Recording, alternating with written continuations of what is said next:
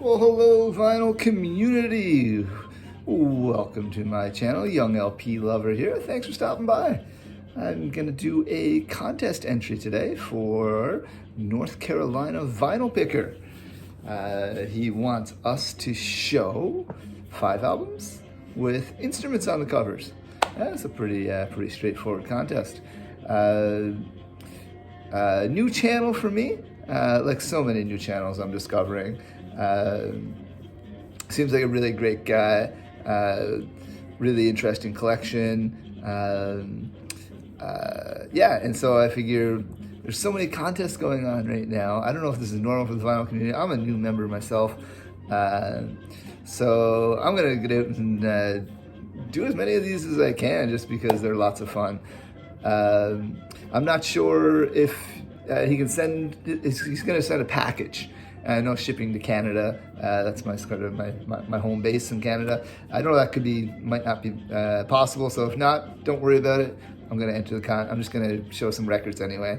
Gives me a chance to dig into my collection and share with people. I love sharing my collection, and I love hearing other people share their music. So yeah, let's get into it. Yeah. So first up, this is actually, I'm going to show 6 albums. This is my honorable mention. This is with a guitar on the cover, Boston. And I'm showing this because Robert's on my turntable showed this one. And he said, a lot of people think it's a spaceship, but it's actually a guitar. And it blew my mind when he did this. And boom, there's the guitar. I was like, what? Oh my God. Anyway, blew my mind. These are guitars. I don't know how many times I've seen this album and not realized that they're guitars. Anyway, so that's my honorable mention. Share that little nugget of gold with everyone. Thank you, Robert. It's on my turntable for sharing that with me. First one for me. I'm going to show Mr. Gordon Lightfoot with his acoustic guitar here on the side. If you don't know Gordon Lightfoot, he is a Canadian folk singer. If you do not know Gordon Lightfoot, you are certainly not Canadian. What can I say about Gordon Lightfoot? He's probably best known for The Wreck of the Edmund Fitzgerald, not on this album. What is on this album?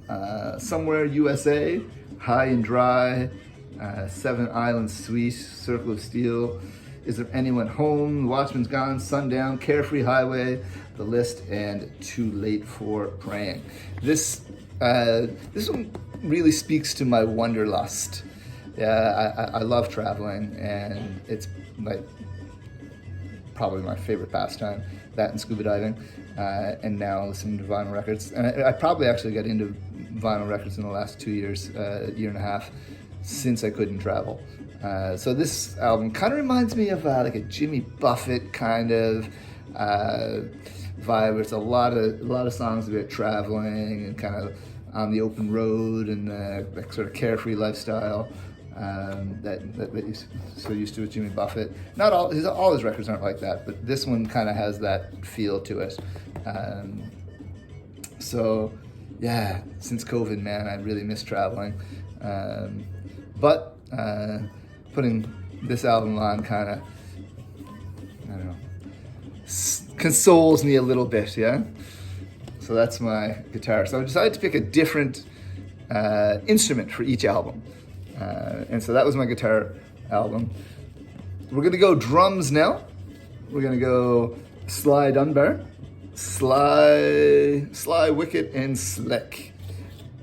So this is 1979. And so drums, you can see he's got a few different pictures of him playing the drums. He's a reggae drummer. This is sort of a dub album. Sly, better known for being half of Sly and Robbie, with Robbie Shakespeare. Robbie recently passed away, I think, the last couple of months. So big loss to the reggae community. What can I say about this album? It's a beautiful album. Every song, it just rocks. Actually, there's one miss. There's one miss, in my opinion, on this. He does he does a version, side 1, track 2 of Sesame Street. I just can't dig it, man. I don't know. It's just, it's kind of cool. My kids don't really know Sesame Street either, because growing up in China here, they didn't kind of get Sesame Street, so I can't even put it on for them to appreciate it. Anyway, it's on the Taxi label, even though it's got a Virgin cover.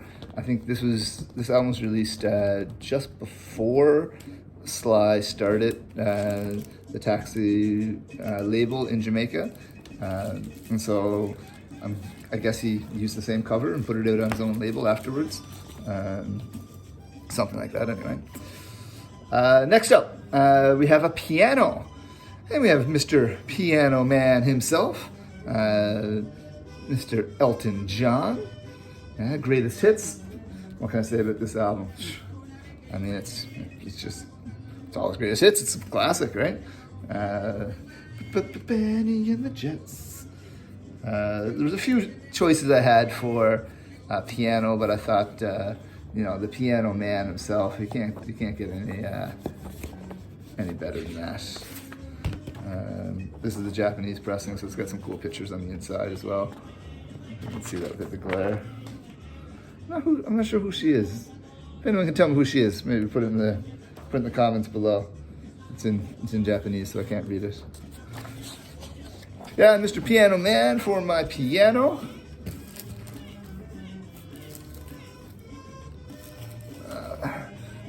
We're now listening to this one. That's the accordion. Oh, there's lots of glare. Anyway, that's a big accordion you're seeing on the front. This record was literally a treasure to find for me. This is amazing. So I mentioned I like to travel. I spent quite a bit of time in Latin America. I lived in Honduras for 3 years, so I enjoy Latin music. Cumbia is one of my favorite Latin music, types of Latin music. Found this secondhand. It's actually a 3 LP set, but it only came with 2. Anyway, it's from the label Soundway Records. Never heard of them before. Checked them out on the website after I picked this up and fell in love with it. And they basically go into mainly developing world. They go into Latin America, they go into Africa, and recently they started going into Asia and uncovering lost music. And so based on the immense liner notes here, it's actually, the subtitle here is The History of Colombian Cumbia and Paro as Told by Phonographic 1948 to 79, completed by Will Quentique, Holland. So basically he was in Colombia for 5 years, just looking for the essence of cumbia.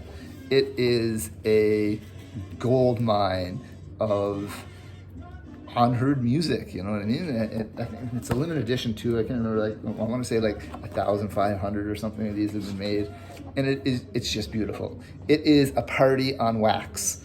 I drop the needle and it's just gorgeous. I absolutely love it. And so if I was somewhere where I had better access to Soundway, I would be getting a lot more of their material. They've got a lot of the Afro-funk stuff from the 70s and early 80s, the Zam rock of Zambia. So lots of really interesting stuff that I think I could really dig. So this is the original sounds of cumbia, and that is the accordion on here. They liken it to the river that runs through Colombia, a lot like the Mississippi River. And you have the Mississippi Delta where you have all the cultures mixing and the vibrant music. You have the same kind of thing happening in coastal Colombia with the African influence, the Afro-Caribbean influence, and the Spanish influence and so forth. So that is that one. Okay, last one. Sorry, my video's getting a little long. How about some banjo? How about some banjo, the soundtrack to Deliverance? The opening track here is Dueling Banjo. And I mean, that's just a killer track, yeah? There we go. Such a fun film. Look at that. So some banjo. I can't say I listen to this often, but yeah, just a classic. So I'm up over 10 minutes now, so I think I'll stop it there. So I'll put the link below to North Carolina Vinyl Picker. So once again, thanks for the contest, man. Much appreciated. Yeah, I hope everyone out there in the vinyl community is doing well. Once again, thanks for checking out my channel. Like, subscribe, all that jazz. Thanks a lot. Cheers.